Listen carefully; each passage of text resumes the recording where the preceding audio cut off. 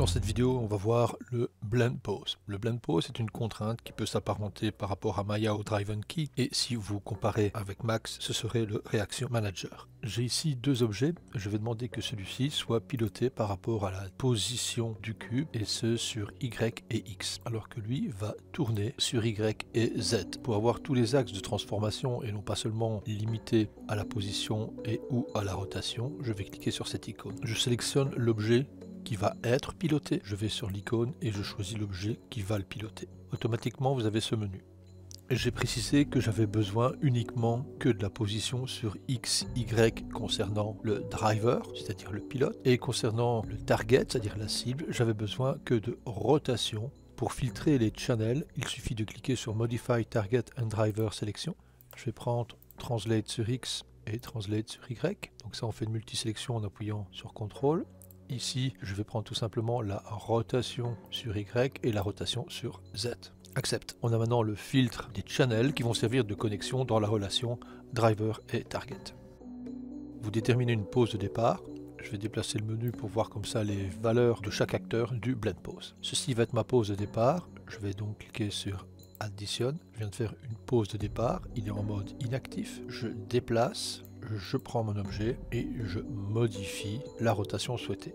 Cette rotation peut être modifiée interactivement dans la vue ou en modifiant les valeurs à cet endroit. Pour valider cette étape, on clique sur Addition. Automatiquement, vous avez remarqué que vous avez des repères qui le valident. Si je reviens dans la vue et que je change la position, nous remarquons que par rapport aux deux valeurs, non pas au-delà ni avant, il change la rotation par rapport à l'étape 1 et l'étape 2. L'étape 1 et l'étape 2 sont reconnues ici en mode pause. Vous pouvez voyager pour les revisualiser en étape 1, étape 2.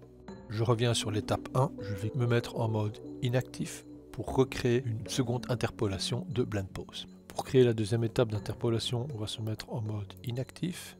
Je crée une étape, c'est la troisième étape. Je me mets en mode inactif, je crée la position, je crée la rotation et j'additionne. Je vérifie. J'ai donc bien maintenant la rotation dans ce sens et dans celle-ci. Et si on voyage sur les deux axes, on a comme ça les deux rotations qui agissent. Fermez le menu et allez dans le Shop Network dans lequel vous allez retrouver certaines contraintes. Dans Driver, vous avez les relations du driver, Object, Translation. Dans le Target, vous avez ici les targets relatifs à la rotation sur Y ou sur Z. Dans Fetch, vous avez ici les channels de translation X et Y. Passons maintenant à un autre exercice. J'ai ici un véhicule, une roue et une porte. On va comparer les différences entre un copy paramètre en mode relatif et un blend pose. Je suis en mode sélection. Je vais demander que quand ce véhicule avance, les roues tournent. Je vais mettre la valeur ici à 0. X, copy paramètre, je sélectionne la roue, rotation sur Z, passe relatif référence. Je vais multiplier par 500 la valeur. Je vérifie ce que ça donne quand je prends et que je bouge. Je vais me mettre en mode filaire. Je regarde ce que ça donne. Ok.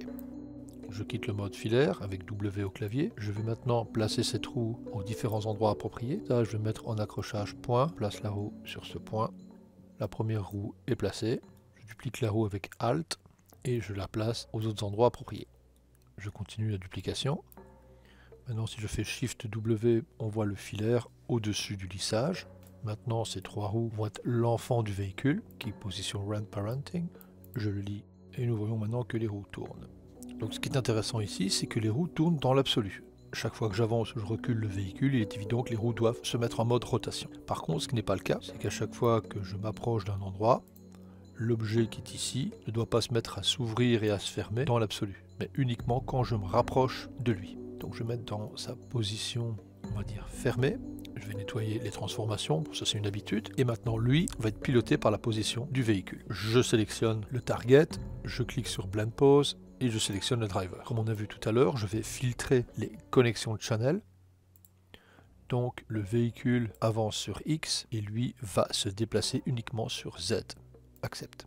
Je crée la première position car c'est à cet endroit que la porte va se déclencher en termes de glissement et je crée un événement. Je mets le véhicule à cet endroit, je prends la porte, je glisse la porte et je crée un événement. j'ai besoin maintenant d'un autre événement, c'est-à-dire une fois que le véhicule est passé un peu plus loin de cette position, les portes vont se refermer. Je vérifie que je suis en mode inactif. Je crée maintenant une troisième étape. Je me remets en mode inactif. J'avance. Lui, je remets à sa position 0 et j'additionne. Je ferme. Et on vérifie si ça fonctionne bien. On voit ici qu'on a une pénétration. Pour corriger maintenant la pénétration, on va simplement sélectionner l'objet et revenir sur Blend Pose. On a comme ça l'édition du Blend Pose. Nous avons les différentes étapes.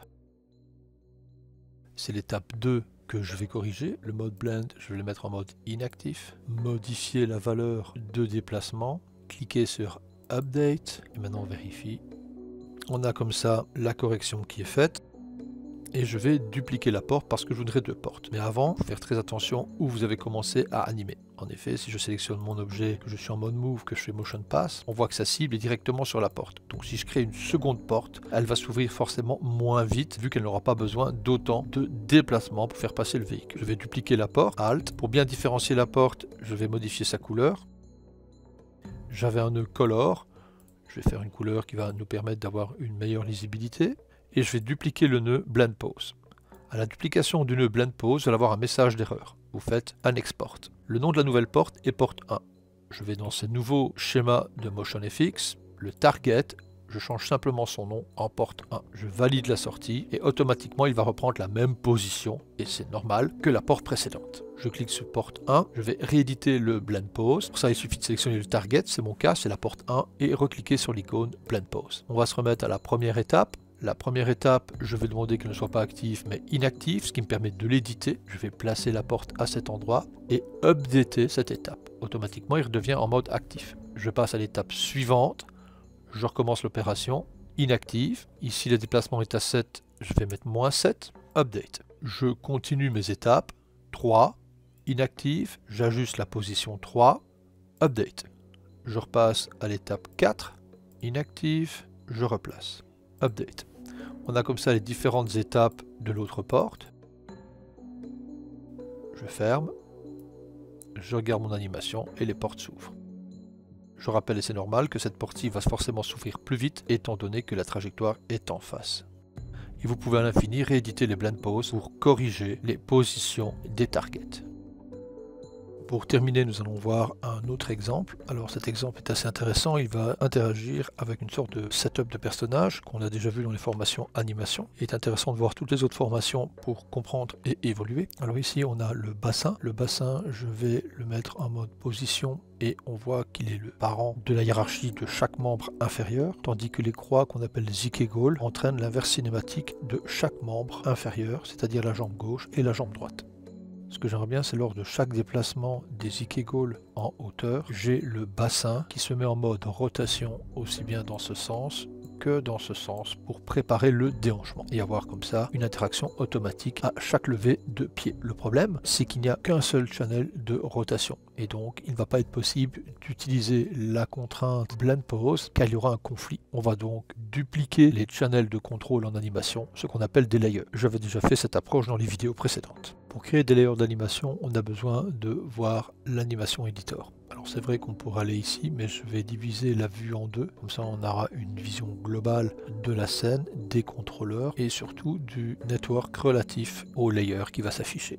Donc pour splitter en deux, je vais cliquer sur cette icône et demander un split panel left and right. Ici, je vais demander l'animation editor. Je développe, j'enlève le blocage, je sélectionne la boîte. Vous avez ici tous les channels d'animation du bassin. Nous allons créer un layer uniquement dans les rotations. Alors, de toute façon, j'ai besoin que des rotations Y et Z. Je viens ici et je fais créer layer mix from channel. Je valide. À la création du layer mix, vous avez ici le shop network qui va contenir tous les layers que je vais créer par la suite. Le premier layer est le layer de base, c'est la référence actuelle. Je clique maintenant en face du mixeur, addition layer et ainsi de suite. J'ai besoin de deux, aussi bien pour le pied gauche que pour le pied droit. L'ordre va être important, surtout pour la suite. Je vais par contre maintenant activer les layers et modifier les valeurs de rotation. J'active le layer 1 et je l'affiche. Donc c'est très important de cliquer sur ces deux icônes, de telle manière que les deux soient en surluminance. Ici je mets en mode rotation, je vais donc modifier les rotations du layer 1. Voici. Si j'affiche la base, on voit que la base était la position de départ. Je viens dans le layer 1, on voit mes modifications précédentes. Et maintenant je vais dans le layer 2. et faire une rotation dans l'autre sens. J'ai comme ça différents layers, je reste sur la base et je désactive l'utilisation exclusive par layer. Les layers et la base se trouvent donc ici. Je retrouve les layers, layer 2, la base, le layer 1 et le layer mixeur qui est ici.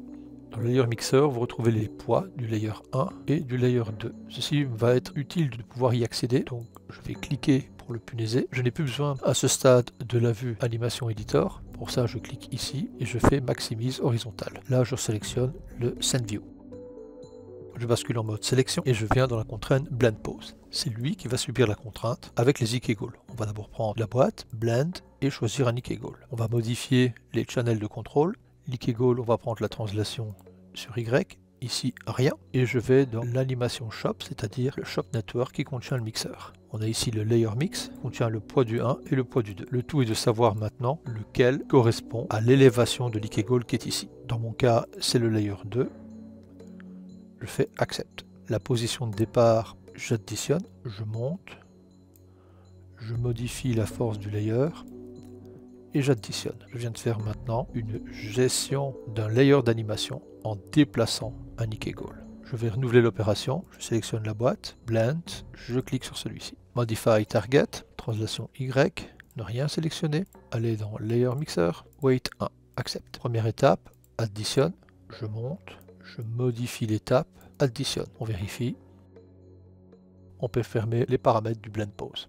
Maintenant, si je mets en translation et que je déplace celui-ci, on voit que le personnage se soulève. Et si je prends l'autre, on voit que le personnage se soulève aussi. Voici rapidement encore une utilisation de la contrainte Blend Pose.